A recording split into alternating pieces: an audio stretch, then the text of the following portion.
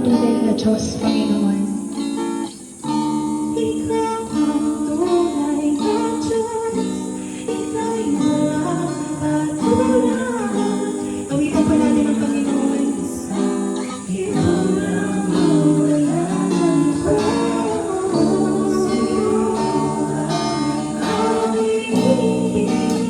ang ibig namin,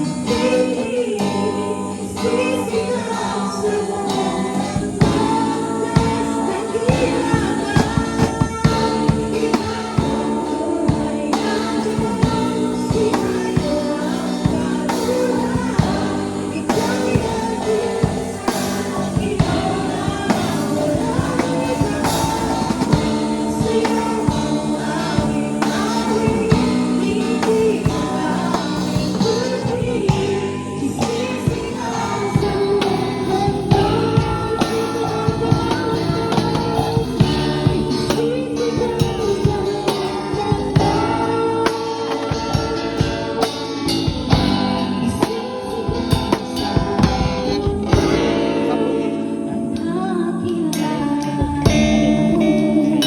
Amen. Palakpakan po natin ang Panginoon. Tunay nga, Panginoon, kay daila mo sa amin. Lord, panangin namin ng araw na ito, Panginoon, ay patuloy ka naming ma-encounter. Magtunay nga kay sarap magpuri sa iyo, Panginoon. Kaya maraming salamat po. In Jesus' name we pray. Amen.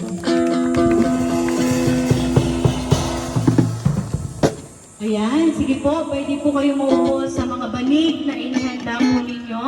Mabigat ang alita ng hangal. So, dito makikita natin, no, kung mayroong alita ng hangal. Kasi alam niyo po ba, kapag may alita ng hangal, walang nananalo. Sabi mo sa katabi mo, walang nananalo. Unless may magpakumbaba. Amen? Ganon din sa buhay natin, Kristiyano. Sa lahat ng aspeto ng buhay natin, kapag tayo'y nagmamataas, binababa tayo ng Diyos. Amen? Nakikita mo na tinatapik ka na ng Lord. Anak, hindi na ako yung natataas, kundi ikaw na. Amen? So sabi po dito, kaya naman, as iron sharpens iron, ganun din. Yung kaisipan natin, hinahasa ng iba. Hindi kayang hasain ng kutsilyo o patalimin ang sarili niya nang mag-isa siya. Amen po ba? Kaya bang hasain ng kutsilyo ang sarili niya na mag-isa? Tatalim ba siya? Hindi. Kaya sabi mo sa katabi mo, kailangan kita. Amen? Kailangan natin ng isa't isa para maghasaan. Hindi para magsaksakan. Amen? Sabi mo sa katabi mo, walang saksakan. Hasaan lang. Dahil tatalim tayo kung paano tayo mag-isip at paano tayo makitungo sa iba. Amen po ba? And mahahasa lang tayo kung magpapahasa tayo. Amen? Kasi kaya nga sabi dito sa ating rules, bawal magsulo. Dahil hindi tatalas ang kutsilyo ng mag-isa lang. Amen po ba? Kaya sabihin mo sa katabi mo, kailangan kita. Kung paanong mag-isip ang kapwa natin, ang kapatid natin, nahahasa din tayo kung paano tayo mag-isip. Amen po ba?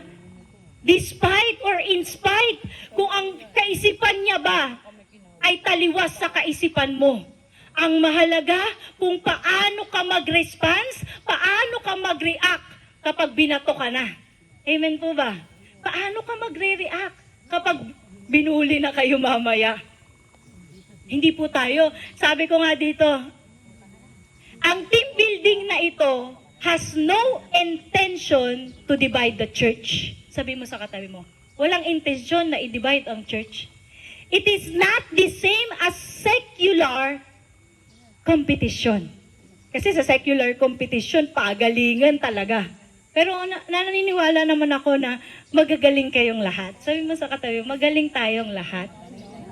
Amen? Hindi naman tayo nagbubuhat ng bangko. Pero nakikita ko na lahat ay nag-effort. Amen po ba? Palakpakan naman natin ang Panginoon sa buhay ninyo. Itong team build na ito ay walang intensyon para i-divide ang church. but to encourage one another. Sabi mo sa katabi mo, para encourage yung bawat isa. Amen? And sabi dito, ma-express natin yung love ng Lord. Sabi mo sa katabi mo, hindi kalaban yung kabilang team.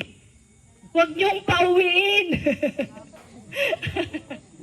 Di ba ba? Pero nakaka-bless dahil kahit ganon, alam ko mahal natin ang isa't isa. Amen po ba? And sabi din dito, para ma-express natin yung love ng Panginoong Jesucristo na siyang unang nagbigay ng pag-ibig sa atin. At para makilala natin yung isa't isa. Amen po ba? And hindi lang yon para makilala mo yung sarili mo. Ano ba ako mag-response pag may mga tao na akong kasama? Paano ba ako mag-response kapag binubuli na ako ng iba? Paano ba ako mag-response kapag hindi ako napapansin o nababaliwala? Nakikita mo, pinapakita sa atin ng Lord kung sino tayo. Amen po ba? Ayun yung purpose ng team building na ito. Pakita ng Lord kung sino ka. Mapagbataas ka ba o mapagpakumbaba? Amen? Kailangan mo ba ng kasama o gusto mo mag-isa ka lang? Kung yung taong nais mag-isa lang, hindi lalago yan.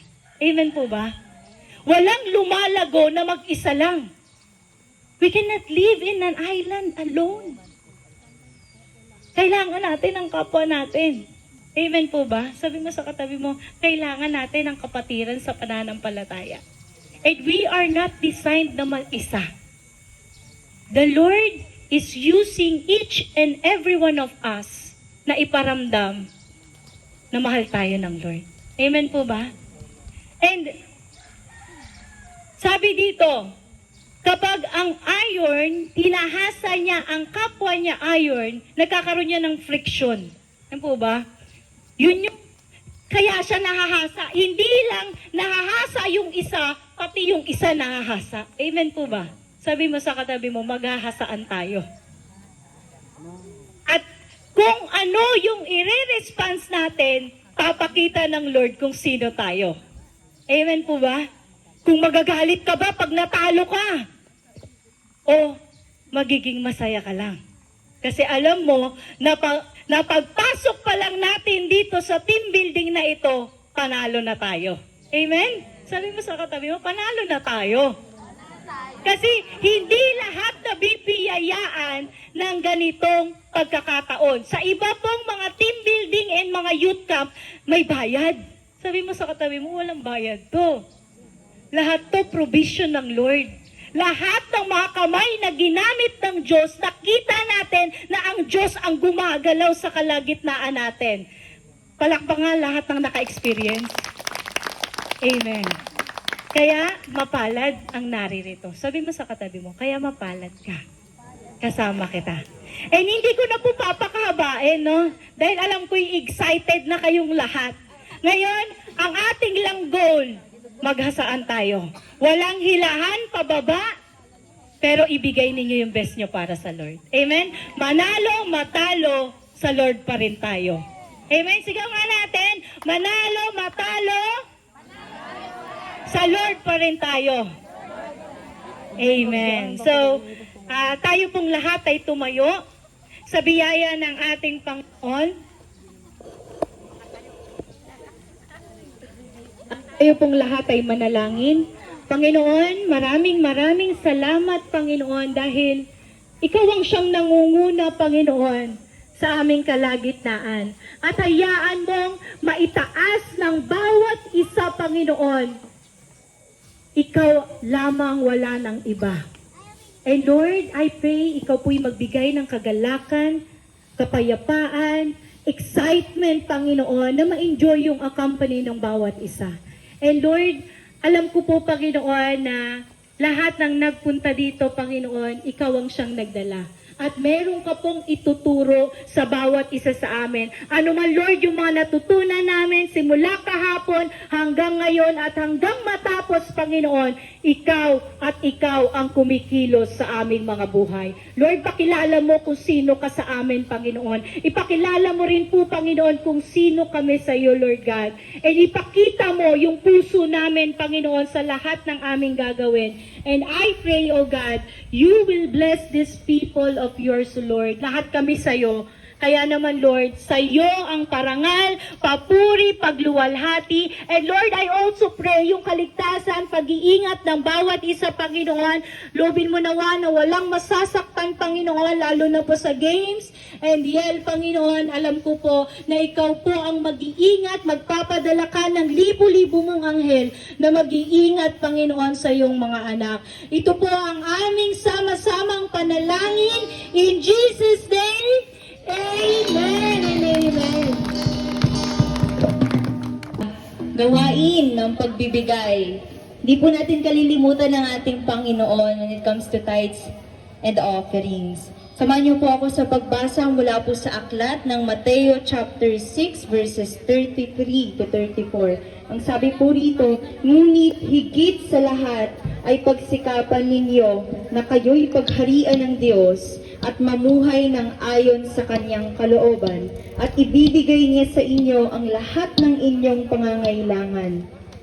Kaya nga, huwag ninyong ikabalisa ang para sa araw ng bukas dahil ang bukas ang bahala sa sarili nito. Sapat na ang inyong mga suliranin sa bawat araw. Purihin po ang salita ng Diyos. Napakabuti po ng ating Diyos sa bawat isang naririto. Gaya nga po nung sabi ni Ate Pastora, di po ba? Ito po ay provision lamang ng ating Diyos. Itong team building na to. Just try to imagine kung paano po nag-provide ang Diyos para lang mapunan yung 30,000, no? Na venue na to. Ganun ka-amazing ang ating Panginoon. Na pag siyang inuna natin, ipoprovide niya lahat ng pangangailangan natin. Hindi lang po yung basic needs, hindi lang yung pagkain, hindi lang yung tubig, hindi lang yung damit natin, o kung ano pa mang pangangailangan sa buhay. Maging ito, yung venue na to. Ito po ay patotoo na napakabuti ng Diyos sa Jacob's BCI. Napakabuti ng Diyos sapagkat kumikilos siya sa buhay ng bawat isa sa atin. Patotoo to na napakarami pong tao na ginagamit ang ating Panginoon bilang instrumento niya upang parangalan siya, upang makita yung kadakilaan niya sa bawat isa sa atin. Napakabuti po ng Diyos. Yun yung i-emphasize natin, yung kabutihan ng Diyos. Ano man po yung gawin natin sa team building na to, huwag natin kalimutan na unahin pa rin siya. Diba? Kasi kapag inuna natin siya, pawang idaragdag na lamang niya lahat ng ating mga pangangailangan. Kaya kung sino man po sa inyo yung may mga pagkaalala pa, yung may worries, may doubts pa, tanggalin niyo na po yan. Papalitan po yan ng ating Panginoon ng pananampalataya. Pananampalataya na nagmumula sa Kanya, na hindi niya tayo pababayaan. Amen po ba?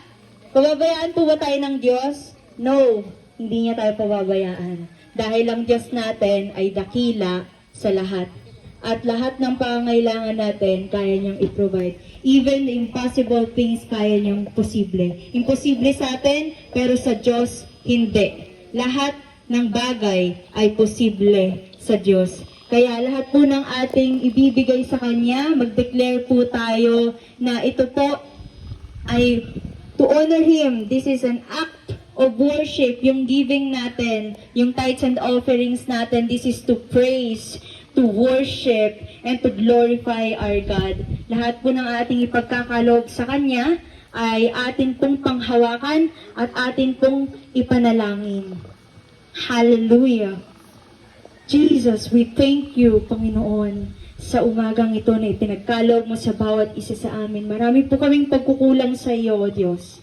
Marami kaming pagkakasala sa iyo. Subalit maraming salamat sapagkat inoffer mo, Panginoon, yung kapatawaran sa amin. Thank you for your grace, for your mercy, for your goodness. Salamat, Lord, sa pag-provide, Panginoon, ng lahat ng aming pangangailangan sa team building na ito. Isa po itong patotoo na ikaw ay mabuti, ikaw ay hindi nagkulang, at ikaw ay hindi nagpabaya sa iyong mga anak. Maraming salamat, O Diyos, na sa lahat po ng aming ipagkakaloob sa iyo ay nawa, Panginoon, magamit ito sa iyong ubasan upang ito'y lumago pa, Panginoon, at ma-share ang iyong mga salita sa mga taong hindi pa po nakaririnig o hindi pa tumutugon sa iyong mga ipinag-uutos. Panginoon, we declare that these tithes and offerings will glorify your holy name. Nawa, Panginoon, ang bawat isang naririto, bigyan mo ng kasiyahan, ng kagalakan sa puso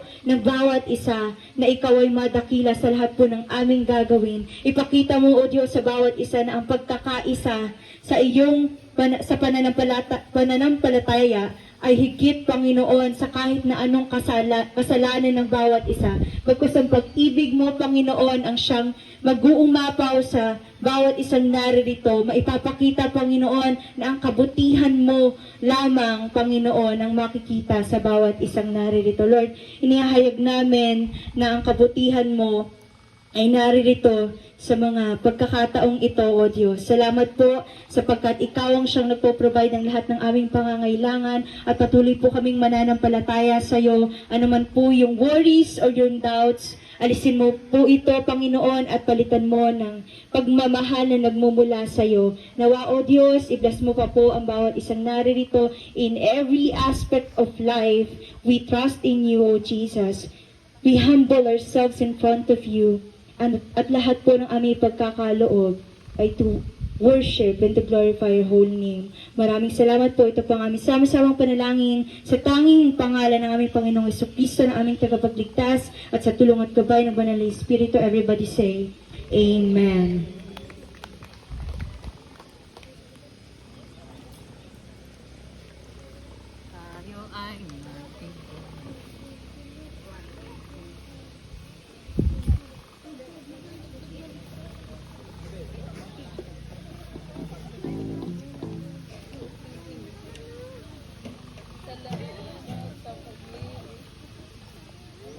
Panginoon, na patuloy mong pinapahayag sa amin, Lord God. Ama, maraming salamat dahil nangungusap ka sa bawat isa sa amin. Sa awitan pa lang, Panginoon, alam ko, Panginoon, na ikaw ang siyang patuloy na maitataas sa umagang ito. And Lord, dalangin ko po, Panginoon, sa lahat ng makikinig, Panginoon, buksan mo ang aming tainga, ang aming puso, ang aming... Gusto kami plus po ba pag nasipag? Upang matagpuan. Ito yung pinakauna. Kayo'y gagawin. Alam mo sa capital Upang tsaka sa... may capital din po. Ito. Pero pinakauna kasi capital. Ito. Tsaka Kayo'y ito. gagawin. Upang Kasi itong Panginoon, capital talaga yan eh. As is yan. upang walang hindi nagkukulang pag pinagtibayan ng ang pinagtibay ni sa pagpapala ng katotohanan. Di mo pa ba nababanggat? Parang wala namang matulong. Hindi, tingin lang tayo. Suggest ka na lang, suggest. Ako rin eh. Ay, para may alam din. So, kung Sige daw, Sa tita. katotohanan. yun, tungkol sa katotohanan. Ang pinagtibay Sige, ng sa pagtugtog katotohanan. natin yung mga words sa saka natin. Sa Kasabot.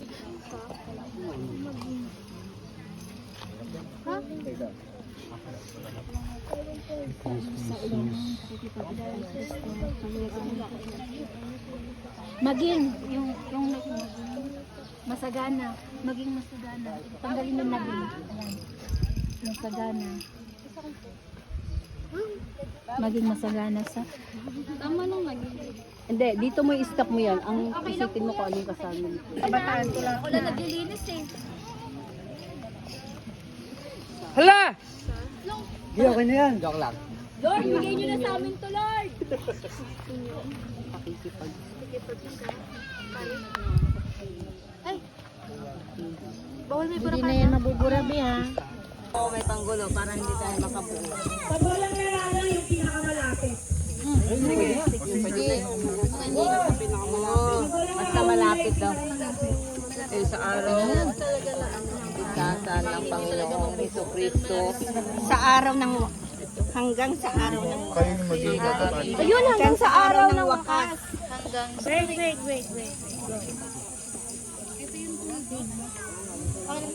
Okay. Dahil sa inyong pakikipagkita kay Kristo, kayo ay naging masagana sa kaalaman at maging sa pananalita sa lahat ng bagay. Sure na yan, ha?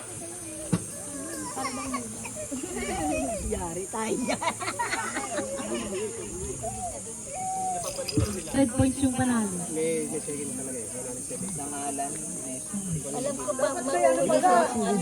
May tuldo kasi. May tuldo. Bagong palabas sa ano. Kayo, mali-mali naman yung words ninyo. Excited, dapat inisip mo muna bago mo isulat. Nakaposto sa inyo.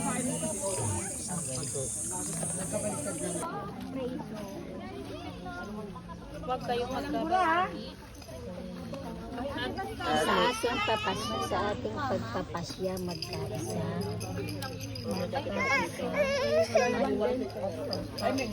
Capitalization ako.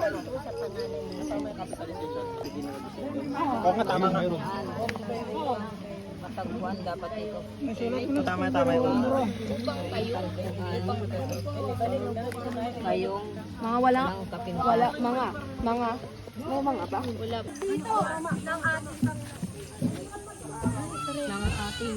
Ang katotohanan tungkol kay Kristo ay pinagtibay ng pagpapala kaya. Baka makagat kayo ng langgam dyan, ha? ng ating Panginoong Jesucristo. Yun. May langgam dyan, may langgam. Sa kabila, lipat ka nainit, baka nainit sila. May langgam po dyan. pamilya. Familiar nga ata eh. Tinagalog lang ay pinagtibay. Pwede bang bubuhan ko na lang ako? May at ba? May at? Wala. So, ang katotohanan ng Kristo ay pinagtibay ng inyo. Oo, kaya at least meron. We are now baptized in the name of the Father, and of the Son, and of the Holy Spirit. Thank you, Lord. Sige po. Ay, ito. We are now baptized in the name of the Father, and of the Son, and of the Holy Spirit. Thank you, Lord. Oh, si Dan ba? Kasi pag maglangoy-langoy ka dyan, meron pangalan. Sila ba to? Ano ba ito lupulutang? Father, and of the Son, and of the Holy Spirit. Ipwedan mo na lang pasan. Tago mo naman po namin. Thank you. Bye-bye. Matapakan ito ba ninyo? Matagal ah. Matagal na. Baka hindi ka makahanante. Huwag na pa. Kanina yan.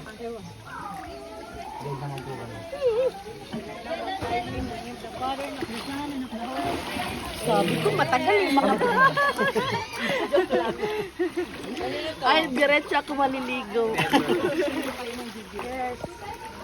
Ikaw ko kanina, dapat Ay, ano po ang araw ng bako sa blata?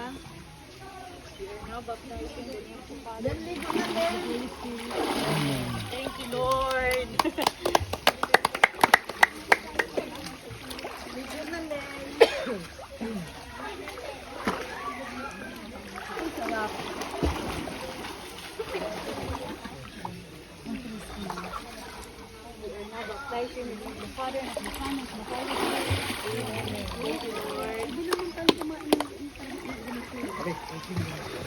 Okay, last day na magkakasala ako.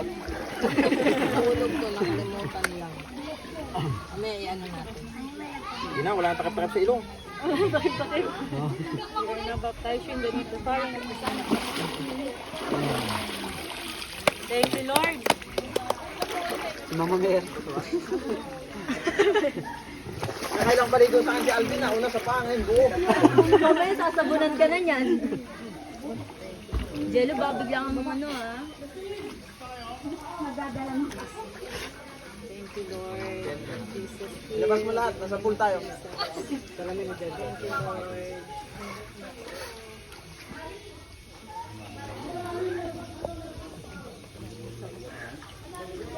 Alamin ito. Eh, pala ta? We are now baptized with the name of the Father, and of the Son, and of the Holy Spirit. Amen. Thank you, Lord. Ano, wag ka na kumain, kakain na tayo. May bully talaga na. Ay, buhay talagang kapatid eh. No?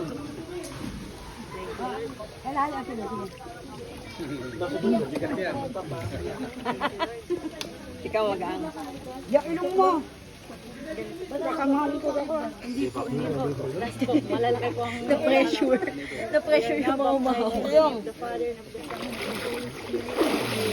Thank you, Lord. That is good. Oh, alalang sila. Kayat. Yung takpan.